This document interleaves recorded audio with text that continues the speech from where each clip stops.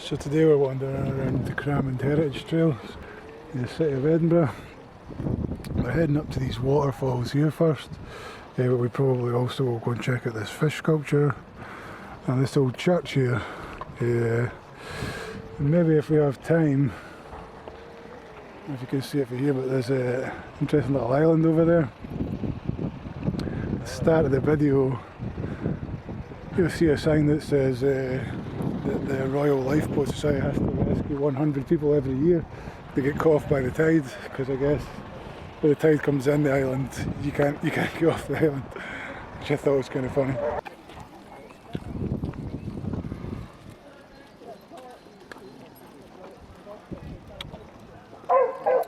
So it seems there was a discovery made here in 1977.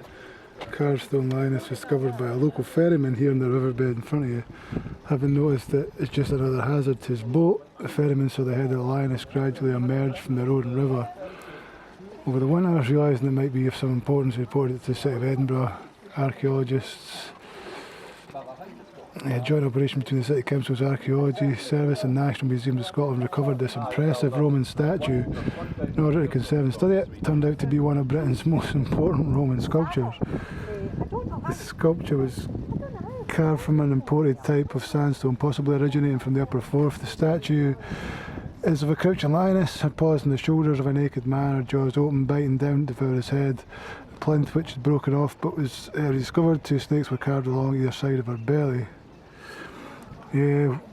What are we to make of this strange imagery? Sculptures of a carnivore eating its prey were common throughout the Roman Empire as funerary monuments. They symbolised the power of death over the living and sat on the tomb or enclosing wall. The snakes, on the other hand, to Roman eyes, symbolised the survival of the spirit after death.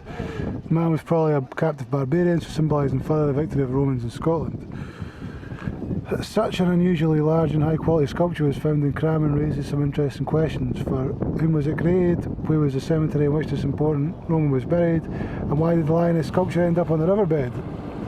Some think that the Cramond lioness was lost overboard during unloading, others think that it was deliberately dumped in the river, perhaps when the Romans abandoned Cramond, or by their native tribesmen destroying this symbol. Whatever you may think, whoever commissioned the sculpture was a high-ranking Roman dignitary buried at Cramond. Such an important memorial suggests that the Romans believed their conquest of Scotland was to be permanent. I'm surprised I managed to get through that with planes going overhead, people walking by, cars going by.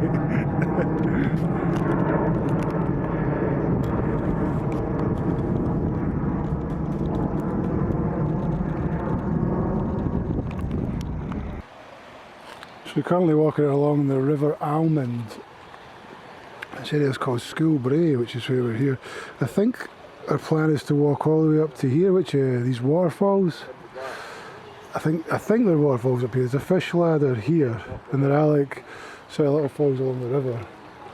It says welcome to the River Almond Walkway, which follows the River Almond from Cramond foreshore to the historic Cramond Brig and onto the Camo Estate. A walk of around 1.5 miles. Path takes you past Fairafar Mill and Weir, the ruins of Dowie's Mill and Dowie's Mill Weir. You can continue under Queensferry Road to discover the fascinating Camo Estate. In the 18th and 19th centuries, the river powered the water wheels of the mills which initially ground grain. Later produced a range of iron products as well as a rich cultural heritage.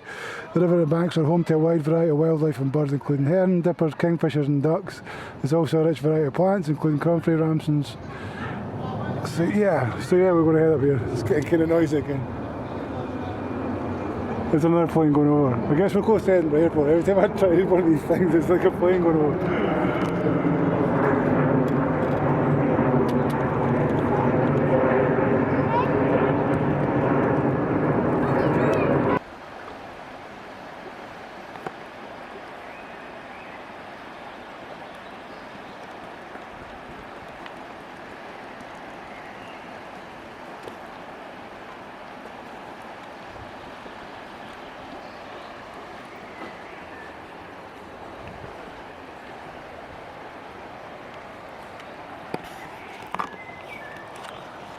So one of the things along this trail is a waterfall, and I guess this is it.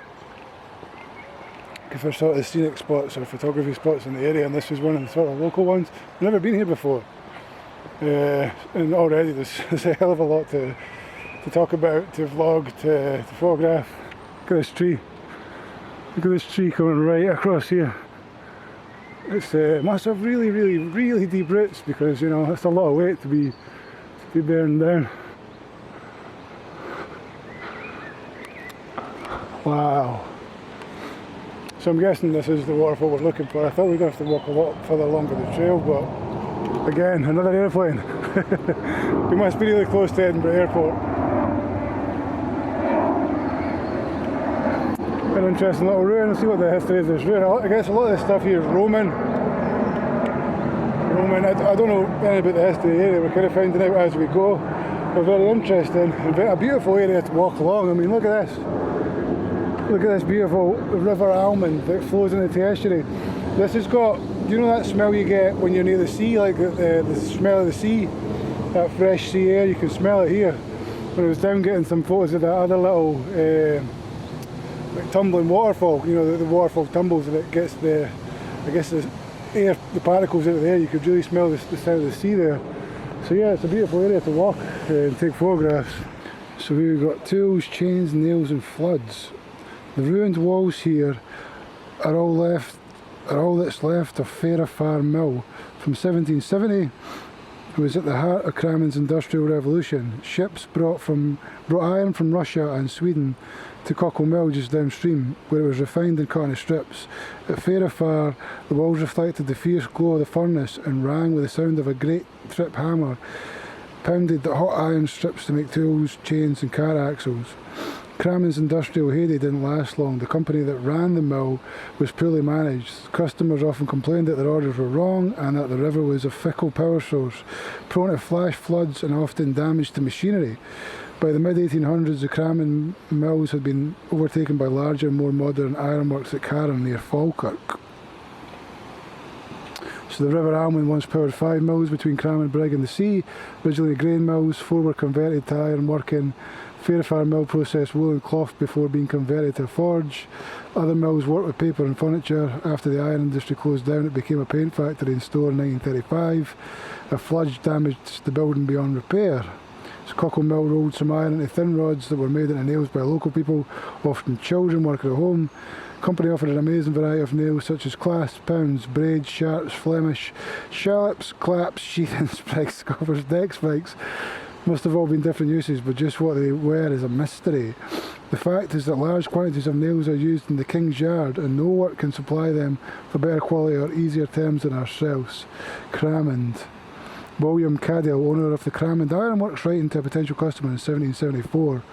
Company's small iron tools like a spade had a high reputation. Their products won an award at the Royal Highland Show. Well, I managed to get through all that without a plane going over, so that's pretty good. Let's go and have a little look around the ruins before we move on. So yeah, a late 18th century, I guess a foundry where they would make metalworks. A beautiful little ruin in a very scenic little spot.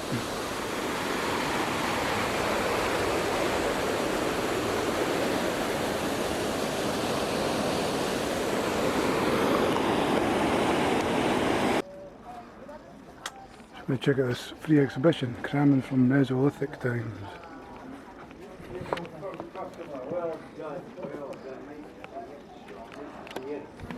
I've checked it. Here we are.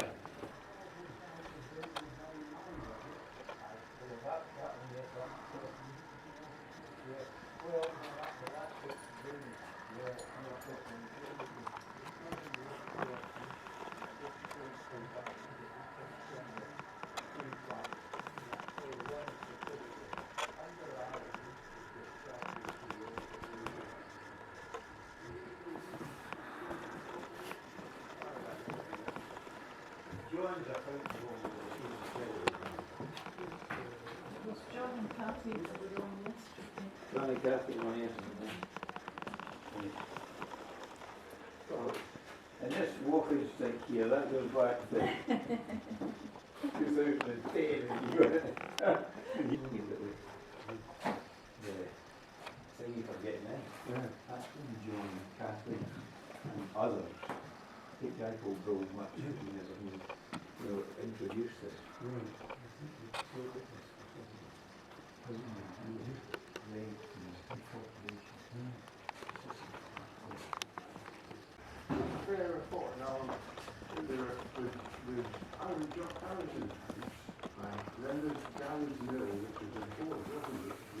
and this one's one up, I think. This is a guy going much to made this model. Yeah.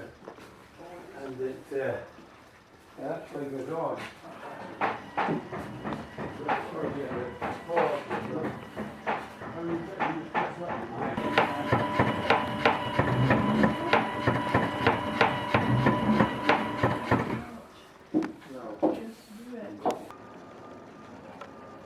Betty Hill was the old Orchard Grove Centre with Betty Hill.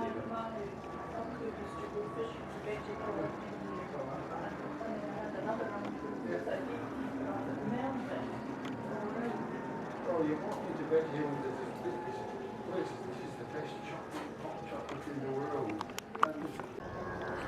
So it seems this area here next to the church, just as I start talking, like every 5 minutes. So yeah, it seems this is the foundations of an old Roman village, or a small Roman settlement. Which would be the barracks. Over there it says the latrine.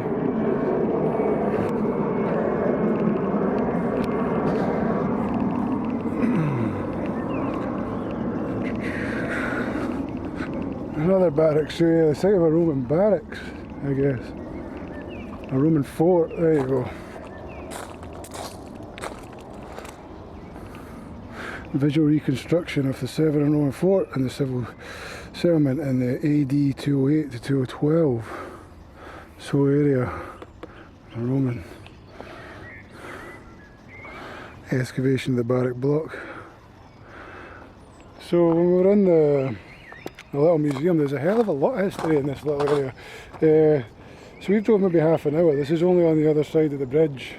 Fife being on one side of the Forth Road Bridge. This is just on the other side. So everywhere I've made videos for before, like the Fife Coastal Path, Anstruther, Pittenweem, all that, that's on one side of the river, and we've never really investigated what's on the other side. So that's kind of what we're starting to do now that we've run out of places on the Fife Coastal Path. We're almost run out. There's a couple of places I still want to get. But yeah, coming here we find out right away this first place. Hell of a lot of history. Let's have a look in the kirkyard. Imagine this place is probably pretty haunted. Roman ghosts. Old Neolithic times. Oh, very impressive churchyard as well. Take some photographs here, I guess. Not too much about the church. Yeah, like I say, a lot of history in the area. It's my dad coming. So a little keystone here seems to say it was built in 1849. Yeah, wow, spooky little crypt. Don't know who's buried there. Guess I can use the camera to zoom in.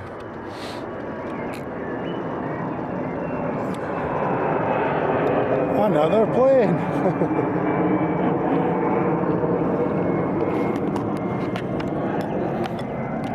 Some impressive graves here. Oh, look at this thing. It's been there for some while. Okay, well, just going to have a wander around here, snap some shots, this old architecture. We're going to find an inn or a pub to finish the day off, and yeah, so many impressive stained glass windows. This is honestly nice because it's graves, but you know, it's who's coming here to sit on this bench? For the Miller family. Maybe one of the Millers is buried here, but you know, it's a strange place. You sit and have a picnic.